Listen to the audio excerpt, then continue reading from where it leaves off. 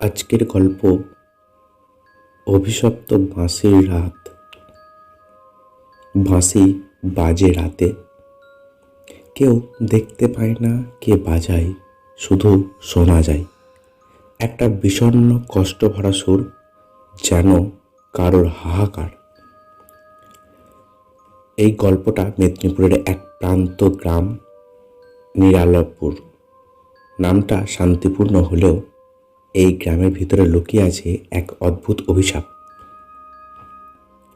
তপন রায় কলকাতার এক তরুণ সাংবাদিক, লোককথা আর রহস্যময় কাহিনী নিয়ে লেখালেখি করেন। নিরালাপুর নিয়ে শুনেছিলেন এক বৃদ্ধ লোকের মুখে, ওখানে নাকি রাত নামলে এক বাঁশিওয়ালা আসে যাকে কেউ দেখতে পায় না। তার প্রতি বছর একদিন একজন করে মানুষ হারিয়ে যায়। এই কৌতূহলী তপনের আগমন নিরালাপুরে। গ্রামে ঢোকার সঙ্গে সঙ্গে অদ্ভুত এক ঠান্ডা অনুভব হয়। মেঘলা আকাশ, কাক ভোরে যেন সূর্য উঠতে চায় না। গ্রামের লোকজন চুপচাপ, যেন কিছু একটা লুকাচ্ছে। কেউ চোখের দিকে তাকায় না, কেউ কথা বলতে চায় না। শুধু একজন বৃদ্ধ মানুষ, নাম তার গোবিন্দ মল্লিক, তপনের সাথে চুপিসারে কথা বললেন। তুমি শহরের ছেলে, বেশি ঘাঁটাঘাঁটি করো না। বাঁশিওয়ালার কাহিনী শুধু গল্প নয়, সাপ আছে এই গায়ে। কি সাপ? যে শুনবে বাঁশির শেষ সুর, তার মুক্তি নেই। ও চলে যায়, কোথায় যায় কেউ জানে না। তপন হাসল, ভাবল গ্রাম্য কুসংস্কার, তবে লেখার জন্য উপাদান ভালো। প্রথম রাতে কিছুই শোনেনি, দ্বিতীয় রাতেও না।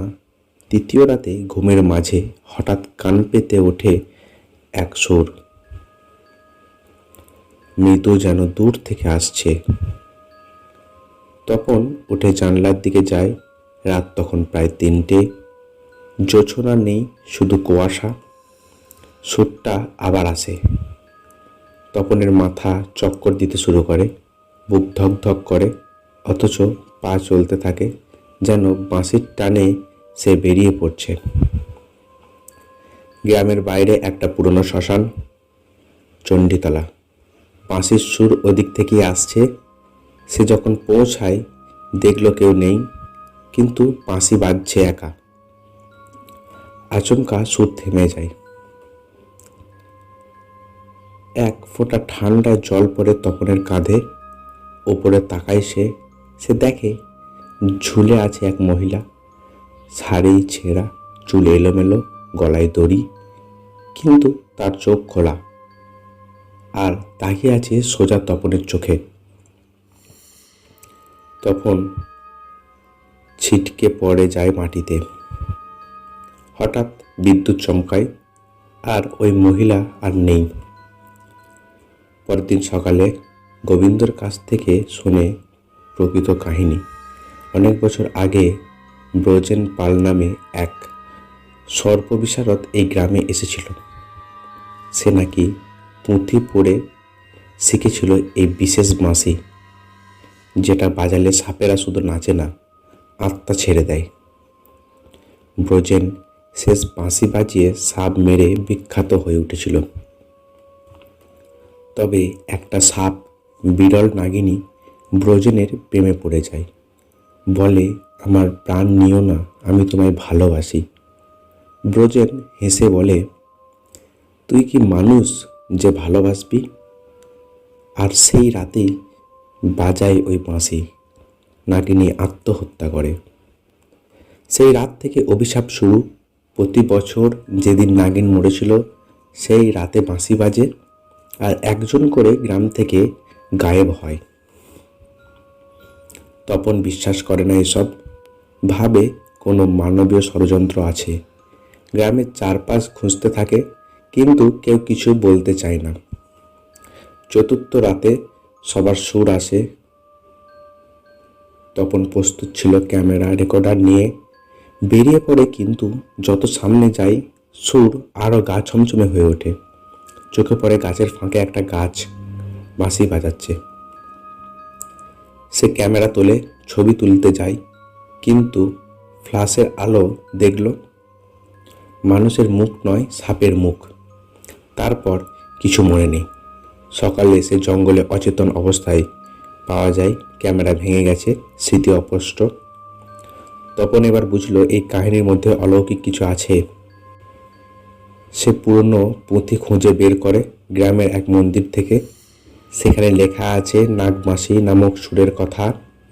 সেই সুর জেনে যে তা বাজাবে তার ওপরেও সাপ নেমে আসবে, আর নাগিনীর আত্মা তার প্রেমে প্রত্যাখ্যানে প্রতিশোধ নিতে চিরকাল অপেক্ষা করবে। পঞ্চম রাত। তপন জানে না সেই রাতই অভিশাপের দিন। সে সাহস করে চণ্ডীতলায় যায়, সঙ্গে রাখে পুরনো বাঁশির প্রতিরূপ যা পুঁথি থেকে বানিয়েছে।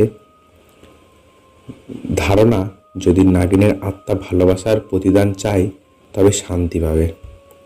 মধ্যরাতে সুর বাজে। এবার তপন নিজেই বাজায় পাল্টা এক সুর, কোমল মায়াবী সে সুর। হঠাৎ কুয়াশার ভেতর থেকে বেরিয়ে আসে সে, শাড়ি পরা মহিলা, চোখে জ্বালা, চুল উঠছে। তপন থামে না, সুর বাজে। মহিলা মুখ বদলাতে থাকে, হিংসা থেকে বেদনা, তারপর শান্তি।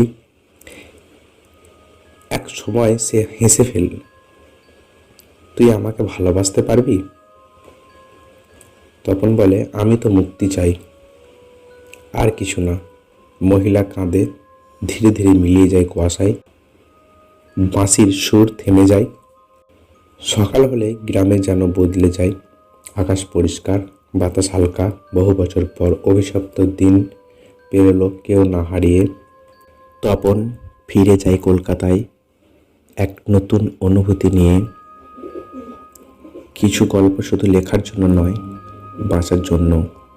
তবে মাঝে মাঝে গভীর রাতে তার নিচের ঘরে এক টুকরো সুর ভেসে আসে, মায়াবী বিষণ্ণ।